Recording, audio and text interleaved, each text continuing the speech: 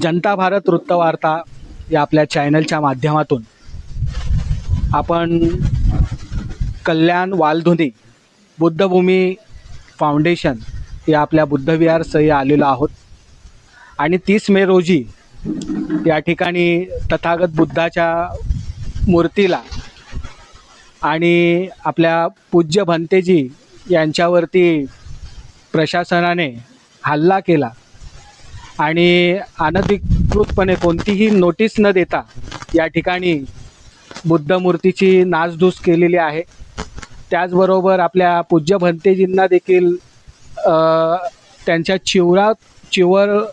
चिवरामध्ये ओढण्याचं किंवा त्यांचं चिवराला स्पर्श करण्याचं या ठिकाणी पालिका प्रशासनाकडून असेल शासनाकडून या ठिकाणी कारवाई आपल्याला सोशल मीडियाच्या द्वारे दिसलेली आहे। परंतु यामध्ये काही समाजकंटक हे विरोधाभास दर्शवण्याचं देखील काम करत आहेत। तरी आज या ठिकाणी बुद्धभूमी फाउंडेशनमध्ये आपले सामाजिक कार्यकर्ते पूज्य भंतेजी आणि महिला कार्यकर्त्या देखील उपस्थित आहेत। त्यांच्याकडून जाणून घेऊया की नेमकी परिस्थिती काय आहे आणि त्या दिवशी काय झालं होतं आणि आत्ता देखील महानगरपालिका प्रशासन असेल किंवा प्रशासनाकडून काय त्यांना आश्वासन मिळालेलं आहे त्याबद्दल आपण जाणून घेणार आहोत। तर या ठिकाणी आपल्या महिला आहेत, आपलं नाव सांगाल? मी नंदिनीताई अर्जुन साळवे, बुद्धभूमी फाउंडेशनची एक साधी सभासद आहे। बुद्धभूमी फाउंडेशनला 30 तारखेला झालेला हा उद्रेक आणि त्यानंतरचा आमच्या हा सिद्धार्थ दादा आहे सुरडकर आणि त्यांचे बंधू, आमची सगळी टीम एक आक्रोश करत आहे की आम्हाला न्याय मिळवण्यासाठी। त्याच्या काही घरातला विषय नव्हता, त्यांनी एक प्रश्न मांडला, ताई तुम्ही आलात बुद्धभूमीला, बुद्धभूमीला न्याय देण्यासाठी आलात का तुम्ही? मग दादा काय म्हणतोय ते आमचं म्हणणं प्रामाणिक होतं। बुद्धभूमी फाउंडेशनच्या एक सभासदांचं म्हणणं होतं की ताईंचं म्हणणं काय आहे दादांचं ऐकून घ्यायचं। दादांनी ऐकून बोलून झाल्यानंतर मग त्याला प्रत्युत्तर द्यायला होतं। ते डायरेक्ट अग्रेसिव्ह होऊन तू कधी आला आणि कधी येत आहे म्हणजे अशा, आणि मी माझा वाड आहे नगरसेविका ज्या माननीय नगरसेविका आता नवनिर्वाचित झालेल्या आमच्या मायाताई कांबळे यांनी हे अतिशयोक्ती लाजिरवाणी गोष्ट आहे। मी जर बुद्धिस्ट आहे दादा, मी जर बुद्धिस्ट आहे, मग तो धर्म तिथे जेव्हा बुद्ध विहाराच्या तुम्ही पायरीला स्पर्श करता त्यावेळेस तुमचा पद तुमचे अस्तित्व जे काय असेल ते तुम्ही त्या पायरीच्या तिथे सोडून बुद्ध विहारा ज्यावेळेस येता त्यावेळेस फक्त तुम्ही एक उपासक आणि उपासिका असतो। मग आपल्याला ह्या बुद्ध विहारासाठी मला काय करता येईल, मग ते आम्हाला ताईकडनं जाणून घ्यायचं होतं आणि ताईंनी ते एकदम वेगळाच प्रकार केला आमच्या मायाताईंनी। मग आम्हाला ते कुठेतरी दुःख झालं आणि लगेच ह्या 10 नंबर वार्डच्या त्याच म्हणतायत की मी या वार्डची नगरसेविका आहे।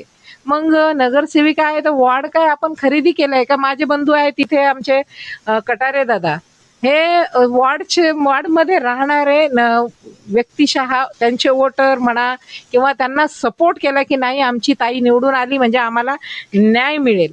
मग आम्हाला कुठेतरी दुःख झालं आज की ताईंनी आपल्या बुद्धभूमी फाउंडेशनचा जो लढा आपण देत आहे त्यांना ताईला मी विनंती पण केली, ताई तुम्ही काहीच बोलू नका, विहार आहे काही बोलू नका। आम्ही त्यांना खूप विनंती केली की तुम्ही काही बोलू नका। मी एक ते दादा होता कोण मुलगा ब्राऊन शर्टवाला, त्याने जे दादाला आमच्या धक्का दिला, तर तू धक्का का दिला बाई, तू धक्का का दिला? मी ते त्यांना विचारणा केली, त्यांचं मला आहे ना ते उत्तर नाही मिळालं। मग आमचं म्हणणं आहे, सगळ्या सभासदांचं म्हणणं आहे, हे बुद्ध विहार आहे, या बुद्ध विहारामध्ये तू म्हणजे एक उपासिका होऊन आलेले आहे, तुम्हाला न्याय द्यायचा आहे, तुम्ही काय करू शकता? मी ह्या विहारासाठी काय करू शकते? समाजाचे प्रतिनिधी म्हणून तरी चांगलं तुम्ही काम अपेक्षित आहे, पण आम्हाला ते उद्रेक दिसला आज, दुःख झालं आणि स्वतः कदाचित त्यांच्या ह्या वागण्यातून माझ्या दादानी जे बोलला तर त्या वागण्यातून त्यांना असं वाटलं की दादा एकदा सांगशील की तू काय बोलला, म्हणजे काय आहे, आज समाजाला वेगळा मेसेज नको जायला की माझा दादा असा म्हटला, हां, की माझ्या दादांनी म्हटलं. आणि मग त्याच्यावरती आमच्या मायाताई नगरसेविका यांनी जो उद्रेक केला, नाही काही आवश्यकता नाही, तुम्ही नगरसेवका तुम्ही ऐकून घ्या, समोरच्याच्या मांडणं तुम्ही ऐका आणि मग त्याच्यावर प्रत्युत्तर करा. मी प्रत्युत्तर करणं हे त्यांचं काम होतं आणि त्यांनी हा उद्रेक करणं चुकीचं आहे. आणि आम्ही कुठल्याही आमच्या धम्म बांधवाला धक्काबुक्की झालेली आम्ही बुद्धविहारात सहन करणार नाही आणि अरेरावीची भाषा तर चुकूनही जमणार नाही. आपण आपली भूमिका मांडलेली आहे, चांगली आहे. आणि या ठिकाणी जो एक फलक दिसतो की म्हणजे या ठिकाणी असं काही झालंच नाही, परंतु सोशल मीडियाच्या माध्यमातून संपूर्ण आंबेडकरी समाज असेल किंवा सर्व भारतीयांनी बघितलेली आहे वस्तुस्थिती. बरं, हा विरोधाभास कोण पसरवतं असं आपणास जाणवतं? जे आमच्या आपल्यामध्येच बसलेले आपले दलाल, जे समाजाचे समाजकंटक, आम्ही त्यांचे नाव घेतले तरी काही वाईट तर करू शकणार नाहीत, पण आम्हाला त्यांचे नाव नाही घ्यायचे, म्हणून आम्ही एक समाजकंटक म्हणून त्यांचं घेतो. समाजामध्ये हे विष पेरणारे लोक आहेत, हे समाजाला दुभागणारे आहेत, हे समाजाचं कधीच भलं करणारे नाही, हे समाजासाठी कधीच काही करू शकत नाही, यांच्याकडनं काही होऊ पण शकत नाही. यांनी समाजाला, बुद्धविहाराला त्यांनी दुभागून टाकलं. विहाराच्या कामाची गती रोखणारे हे समाजकंटक आहे.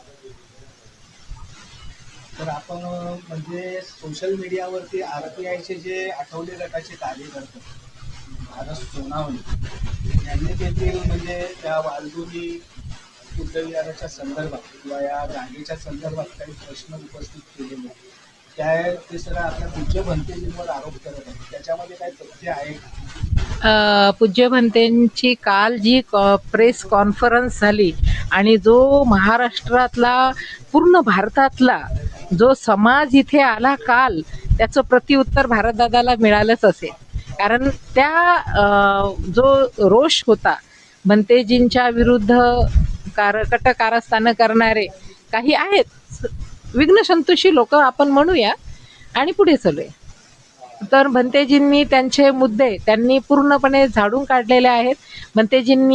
त्यांनी जे आरोप लावले होते भारतदादांनी, त्या भारतदादांचे पूर्ण प्रश्नाचे उत्तर भंतेजींनी कालच्या कॉन्फरन्समध्ये दिलेले आहे. तर या ठिकाणी आपले दुसरे बांधव देखील आहेत, त्यांच्याकडून जाणून घेऊया.